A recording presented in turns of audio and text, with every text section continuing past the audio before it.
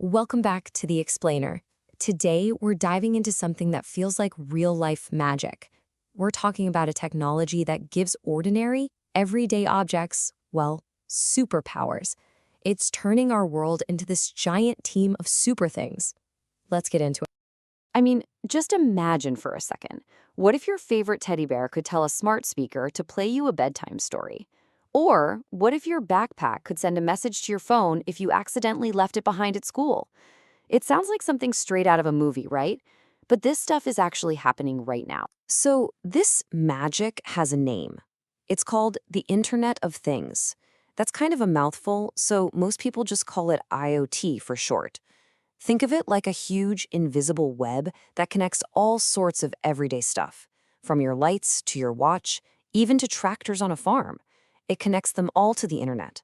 And that connection, well, that's what gives them their superpowers. And when I say this network is big, I mean it is huge. In just the next few years, scientists think there will be over 125 billion smart devices connected to it. To put that in perspective, that's more than 10 super gadgets for every single person on Earth. Wow. Okay, so how do these objects actually get their powers? It's not a magic spell or anything like that. It's more like a secret formula, a really simple three-step formula that can turn pretty much anything into a super thing. All right, here's how it works. First, they sense. Little tiny electronic sensors act like super senses. They can see light, they can feel heat, or they can even hear sound. Next up, they send. The gadget takes all that information it just gathered and sends it out over wireless networks. It's almost like sending a telepathic message. And finally, the really cool part. They think and act. A computer superbrain, which could be inside the gadget or far away in what we call the cloud, gets that message. It thinks about what to do and then sends instructions back, telling the gadget how to act. It's that simple. Sense, send, think, and act. So having one smart gadget is pretty cool.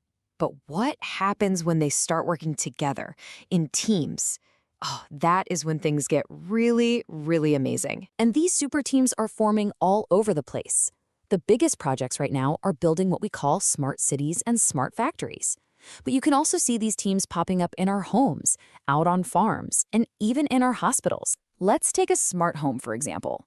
This team of gadgets can do things like automatically turn off the lights when you leave a room to save electricity. Or your fridge could literally notice you're out of milk and add it to a shopping list on your phone. It's all about making life a little easier and saving energy. Or how about a smart farm team? You can have sensors right there in the field that can feel if the soil is getting dry. They then tell the sprinklers to give the plants a drink, but, and this is the key, only exactly when they need it. This helps farmers grow way more food for all of us while saving a ton of water. These teams are on our roads too. Smart cars can actually talk to each other to warn about things like traffic jams, which helps your car find a faster route. And get this, some can even find an empty parking spot and park themselves. How cool is that? And here is a team that is a real-life superhero, the Smart Health team. Wearable gadgets, like a special kind of smartwatch, can keep track of a person's health, like their heart rate.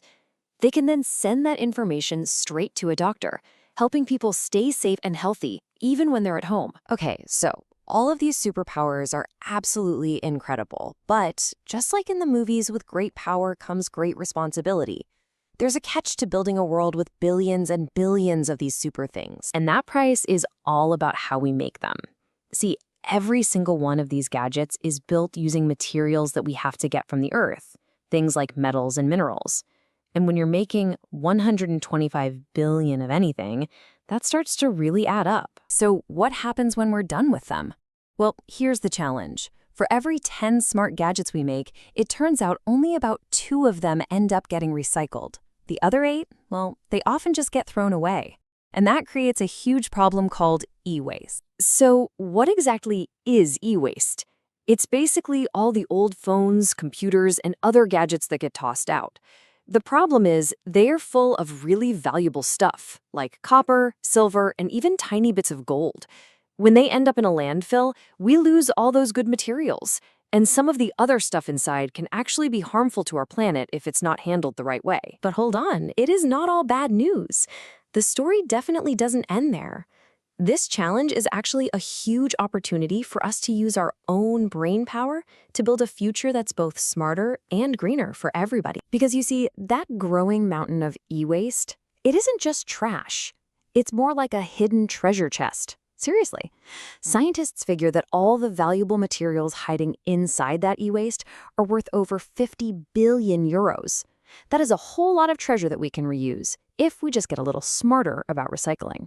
And now, for the coolest part of this whole story.